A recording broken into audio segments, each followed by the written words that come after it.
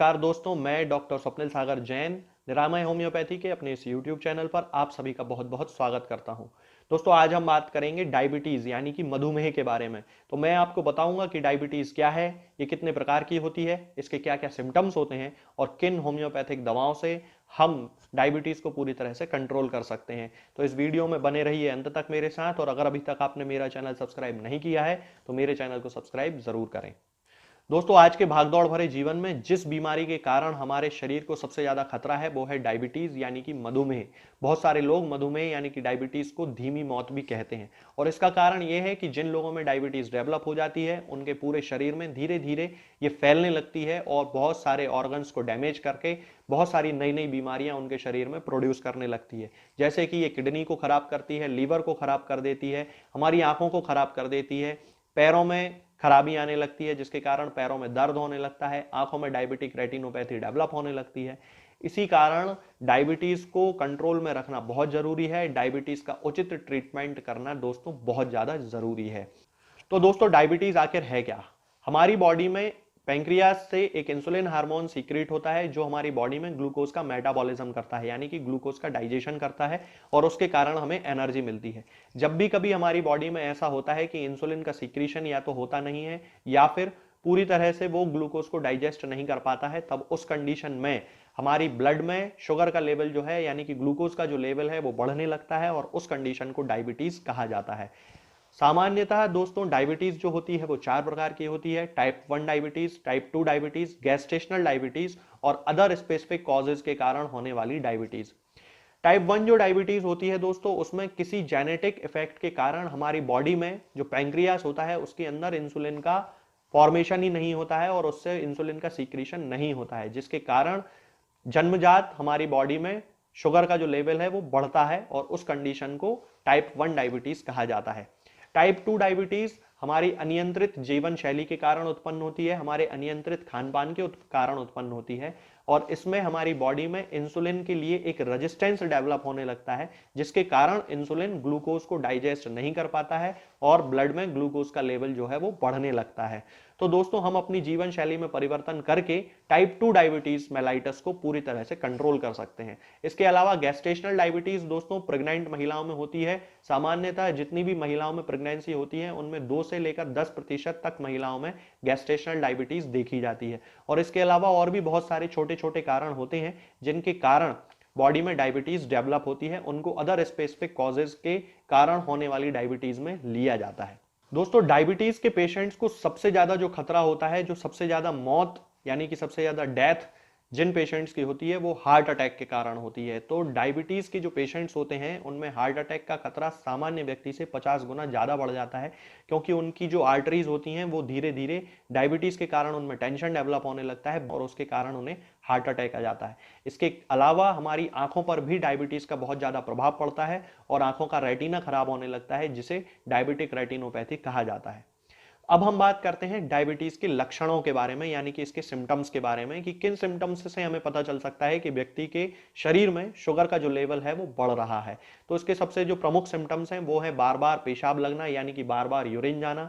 इसके बाद बहुत ज्यादा प्यास पेशेंट को लगती है, उसका मुंह लगातार सूखा हुआ रहता है, बहुत ज्यादा उसके अंदर चिड़चिड़ापन रहता है, थकान रहती है शरीर। कई बार ऐसा होता है पेशेंट्स में इमेशिएशन डेवलप होने लगता है, यानी कि उस खान पान अच्छा होने के बाद भी उनका शरीर जो है वो दुबला पतला होने लगता है।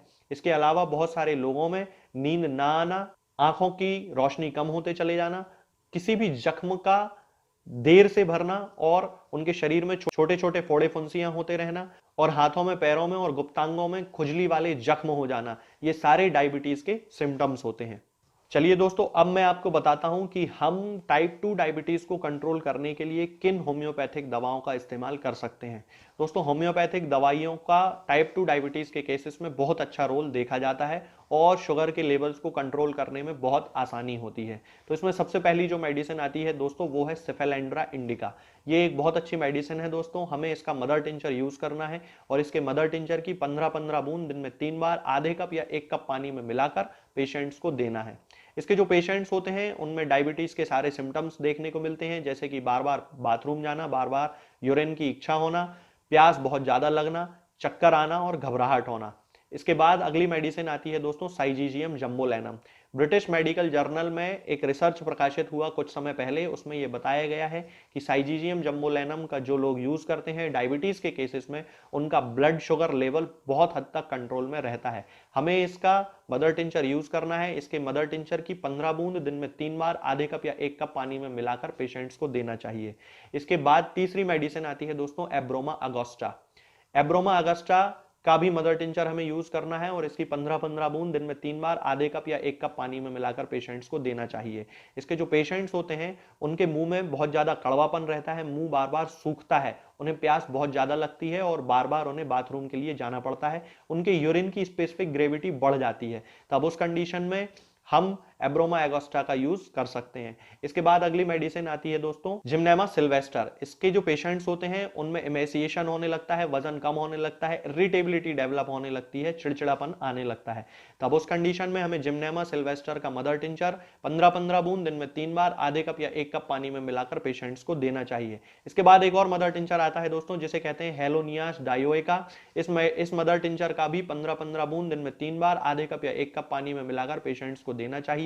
इसके पेशेंट्स में यूरिन बार बार जाने के साथ साथ यूरिन में शुगर आने लगती है और एल्ब्यूमिन की मात्रा भी बढ़ जाती है। तब उस कंडीशन में हम उन पेशेंट्स को हेलोनियास का मदर टिंचर दे सकते हैं। इसके बाद अगली मेडिसिन आती है दोस्तों एसिड फॉस। हमें इसे 30 पोटेंसी में यूज करना है। इसकी 2-2 बूंद दिन में 3 बार 1 चम्मच पानी में मिलाकर पेशेंट्स को दे सकते हैं या फिर डायरेक्ट हम टंग पे भी रख सकते हैं। इसके जो पेशेंट्स होते हैं उनमें डायबिटीज के कारण डेबिलिटी डेवलप होने लगती है, फिजिकल टायर्डनेस रहती है उनको बहुत ज्यादा और उनकी स्ट्रेंथ में कमी आने लगती है, बहुत ज्यादा थके हुए रहते हैं वो लोग, फटीग उनमें बहुत ज्यादा रहती है। तब उस कंडीशन में हमें एसिड फॉस 30 पोटेंसी में 2-2 बूंद दिन में 3 बार उन पेशेंट्स को देना चाहिए। दोस्तों अब मैं आपको बताता हूं एक ऐसा कॉम्बिनेशन जिसका उपयोग करके हम ब्लड में शुगर के लेवल को काफी हद तक कंट्रोल कर सकते हैं और इसमें आपको 3 मदर टिंचर्स लेकर आना है दोस्तों। सबसे पहले साइजीजियम जम्बोलेनम का मदर टिंचर लेकर आना है। उसकी 15-15 बूंद दिन में 3 बार आधे कप या 1 कप पानी में मिलाकर पेशेंट्स को देना है। उसके बाद हमें एक कॉम्बिनेशन तैयार करना है सेफेलेंड्रा इंडिका का और एब्रोमा अगस्टा का। इन दोनों को 30-30 ml की मात्रा एक 60 ml या 70 ml की शीशी में आप उनको इकट्ठा कर लें और उनको अच्छे से शेक कर लें और उसके बाद उसमें से 15-15 बूंद दिन में 3 बार आधे कप या 1 कप पानी में मिलाकर पेशेंट्स को दें। इसके साथ में एसिड फॉस 30 पोटेंसी में 2-2 बूंद दिन में 3 बार पेशेंट्स को देना है।